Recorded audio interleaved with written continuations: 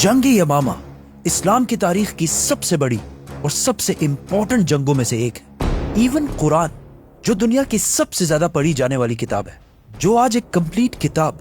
بک کی شکل میں موجود ہے، اس کا کریڈٹ بھی اسی جنگ یمامہ کو جاتا ہے۔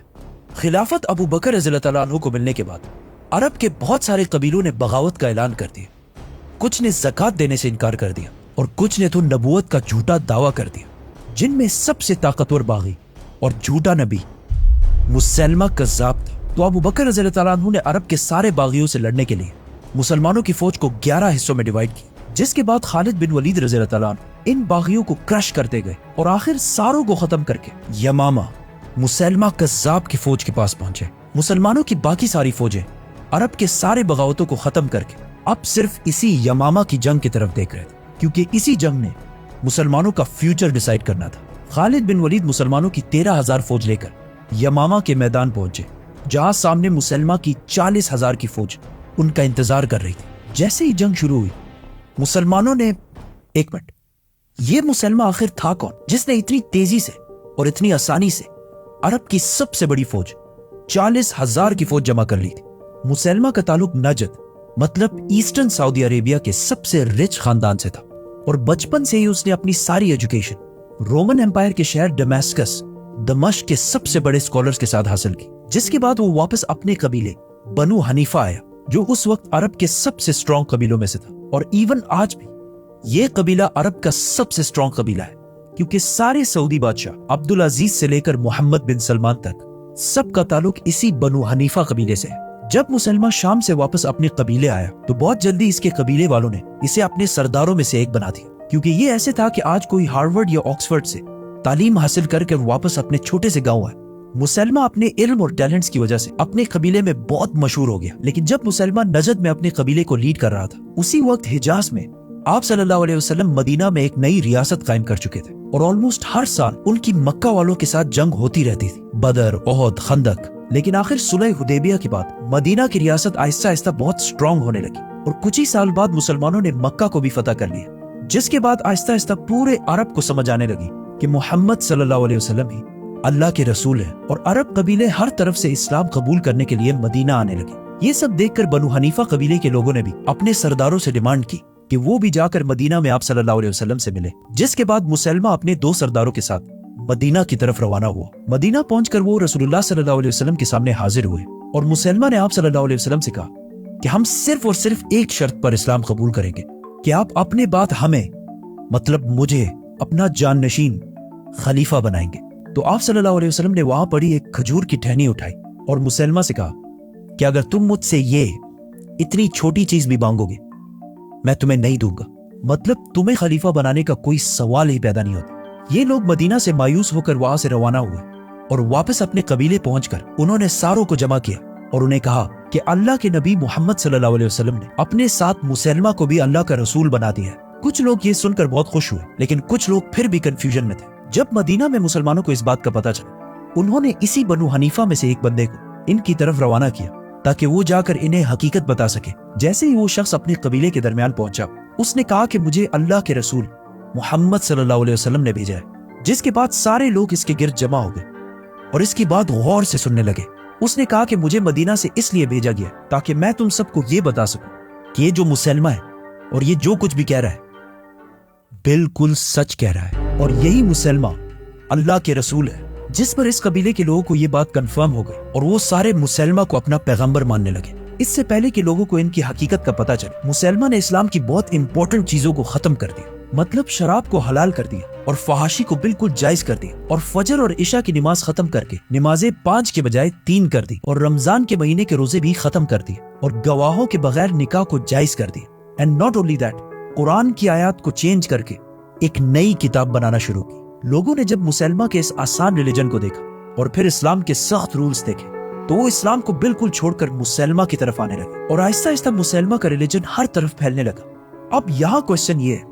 کہ رسول اللہ صلی اللہ علیہ وسلم نے تو بہت مشکل سے اسلام کو پھیلایا تھا، تو مسلمہ کیسے اتنے آسانی سے گرو کر رہا تھا؟ اصل میں جب آپ صلی اللہ علیہ وسلم مکہ میں تھے تو مکہ کے سرداروں نے آپ صلی اللہ علیہ وسلم کو یہ آپشن دیا تھا کہ اگر آپ ہمارے خداؤں کو خدا مانیں تو ہم بھی آپ کے خدا کو مان لیں گے اور آپ کو اپنا لیڈر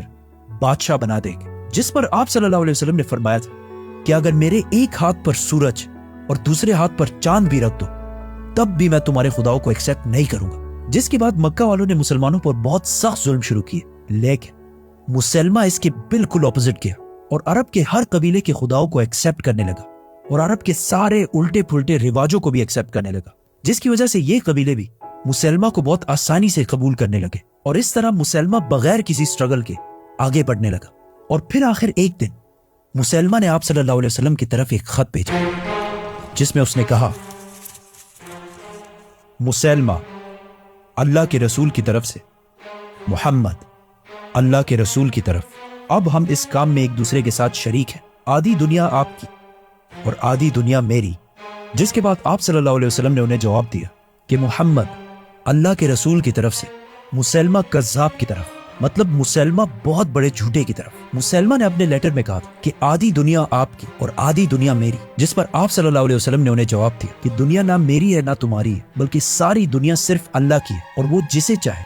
उसे ही देता है। आप सल्लल्लाहु अलैहि वसल्लम की जिंदगी में तो मुसलमा की इतनी जुर्रत कभी भी नहीं हुई कि वो बगावत का ऐलान कर सके, लेकिन आप सल्लल्लाहु अलैहि वसल्लम की वफात के फौरन बाद मुसलमा ने अबू बकर रज़ियल्लाहु अन्हु की खिलाफत से बगावत का ऐलान कर दिया। जिसके बाद अबू बकर रज़ियल्लाहु अन्हु ने मुसलमानों की 11 फौजें बनाई, जिनमें से एक को उन्होंने मुसलमा की तरफ भेजा और उन्हें क्लियर ऑर्डर्स दिए कि सिर्फ मुसलमा की फौज को रोकना है, उन पर हमला नहीं करना। लेकिन उस फौज के कमांडर इकरमा रज़ियल्लाहु अन्हु ने मुसलमा पर हमला कर दी और वो जंग हार गए। जिसके बाद अबू बकर रज़ियल्लाहु अन्हु ने मुसलमा की तरफ एक दूसरी फौज भेजी और उन्हें भी वही ऑर्डर्स दिए कि मुसलमा पर हमला नहीं करना, लेकिन उस फौज ने भी मुसलमा पर हमला कर दिया और वो भी जंग हार गए। तो अब फाइनली अबू बकर रज़ियल्लाहु अन्हु ने खालिद बिन वलीद को हुक्म भेजा कि वो अपनी सारी फौज लेकर मुसलमा कज़्ज़ाब से लड़ने के लिए जाए और वंस एंड फॉर ऑल मुसलमा को खत्म कर दे। खालिद बिन वलीद मुसलमानों की 13,000 फौज लेकर मुसलमा कज़्ज़ाब के पास यमामा पहुंचे, जहां उनकी 40,000 की फौज सामने खड़ी थी। पहले मुसलमा की फौज से लोगों ने सामने आकर मुसलमानों को चैलेंज किया, जिस पर हजरत उमर रज़ियल्लाहु अन्हु के भाई ज़ैद बिन खत्ताब रज़ियल्लाहु अन्हु और बाकी सहाबा ने उन्हें खत्म कर दिया और इसी के साथ दोनों फौजों ने एक दूसरे पर हमला कर दिया। पहले तो दोनों फौजों की लड़ाई बहुत सख्त, लेकिन मुसलमा की फौज बहुत ज्यादा होने की वजह से आहिस्ता आहिस्ता बहुत सारे मुसलमान शहीद होने लगे और मुसलमानों की फौज पीछे होने लगी और आखिर मुसलमानों की फौज को पीछे धकेलते हुए मुसलमा की फौज इतने आगे आ गई कि वो मुसलमानों के कैंप्स तक पहुंच गए, जहां मुसलमानों की औरतें, इवन खालिद बिन वलीद की बीवी भी इन्हीं कैंप्स में थी। ऐसा लग रहा था कि क्लियरली मुसलमान अब जंग छोड़कर भाग जाएंगे और मुसलमा ये जंग जीत जाएगा। खालिद बिन वलीद रज़ियल्लाहु अन्हु को इस बात का पता था कि अगर आज ये जंग मुसलमान हार गए तो मुसलमा की ये फौज सीधा मदीना पर हमला करेगी। अब जब और कोई भी ऑप्शन नहीं था, खालिद बिन वलीद, ज़ैद बिन खत्ताब और कुछ और सहाबा मुसलमानों की फौज को छोड़कर दुश्मनों की तरफ बढ़ने लगे और आहिस्ता आहिस्ता बहुत सारे दुश्मनों को क्रश करने लगे। मुसलमानों की फौज ने जब अपने लीडर खालिद बिन वलीद और कुछ बाकी सहाबा की बहादुरी देखी तो उनका हौसला भी बढ़ने लगा और वो आहिस्ता आहिस्ता जंग में वापस आने लगे और कुछ ही देर में मुसलमानों की सारी फौज ने मुसलमा की फौज पर इतना सख्त हमला किया कि वो जंग छोड़कर पीछे भागने लगे और भाग भाग कर आखिर एक बाग पहुंचे जो चारों तरफ से दीवारों में कवर्ड था। वहां मुसलमा और उसकी सारी फौज ने दरवाजे बंद करके अपने आप को सिक्योर कर लिया। इस जंग को, जंग यमामा को, लोग हमेशा जंग हुनैन के साथ कंपेयर करते हैं कि जब मुसलमानों की फौज जंग हुनैन में जंग से आहिस्ता आहिस्ता पीछे हट रही थी तो रसूलुल्लाह सल्लल्लाहु अलैहि वसल्लम मुसलमानों को छोड़कर अकेले दुश्मनों की तरफ बढ़े थे और उस दिन लीडरशिप की अजीम मिसाल कायम की। मुसलमा की फौज जब अब किले के अंदर सिक्योर थी तो बहुत कोशिश के बाद भी मुसलमान अंदर नहीं घुस सकते थे। तो आखिर एक सहाबी बर्रा बिन मालिक ने यह ऑफर दी कि मुझे किसी तरह मुसलमान दीवार की उस तरफ फेंक दे तो मैं जाकर मुसलमानों के लिए दरवाजा खोल दूंगा। लेकिन खालिद बिन वलीद और बाकी सारे मुसलमानों ने ये करने से बिल्कुल इनकार कर दिया क्योंकि ये बिल्कुल खुदकशी थी। लेकिन बर्रा बिन मालिक के बहुत ज्यादा इसरार करने पर मुसलमानों ने किसी तरह उन्हें दीवार की दूसरी साइड पर पहुंचा दिया और उन्होंने बहुत बहादुरी से आखिर दरवाजा खोल दिया। जिसके बाद मुसलमान अंदर दाखिल हुए और बहुत तेजी से मुसलमा की फौज को क्रश करने लगे। ये सब देखकर मुसलमा भी जंग से भागने लगा। लेकिन मुसलमानों की फौज में एक सहाबी ऐसे था जो इस जंग में सिर्फ इसलिए आया था कि वो किसी तरह मुसलमा को मार सके, हजरत वाहशी रज़ियल्लाहु अन्हु। क्योंकि इससे बहुत साल पहले जंगे ओहद में हजरत अबू सुफियान रज़ियल्लाहु अन्हु की बीवी हिंदा के कहने पर वाहशी ने आप सल्लल्लाहु अलैहि वसल्लम के चचा हजरत हमजा को शहीद कर दिया था। लेकिन इस इतने सख्त दुख के बाद भी आप सल्लल्लाहु अलैहि वसल्लम ने मक्का फतह करने के बाद वाहशी को माफ कर दिया, लेकिन उन्हें यह कहा कि कभी मेरे सामने मत आना। तो अब वाहशी अपने ऊपर से इस दाग को खत्म करने के लिए इस्लाम के सबसे बड़े दुश्मन मुसैलमा को खत्म करना चाहता था। तो जब मुसलमानों की बाकी फौज जंग में बिजी थी, वाहशी सबको छोड़कर सिर्फ और सिर्फ मुसैलमा के पीछे जा रहा था। तो जब उन्होंने देखा कि मुसैलमा जंग छोड़कर भाग रहा है, तो उन्होंने अपना वही मशहूर नेजा उठाया और दूर से उसे मुसैलमा पर फेंक दिया, और इस तरह मुसैलमा मर गया। और इस तरह नजद का ये सारा इलाका दोबारा फतह हो गया। मुसलमानों की बाकी फौजों ने भी सारी बगावतों को क्रश कर दिया। मदीना में खलीफा अबू बकर रज़ियल्लाहु अन्हु एक बार फिर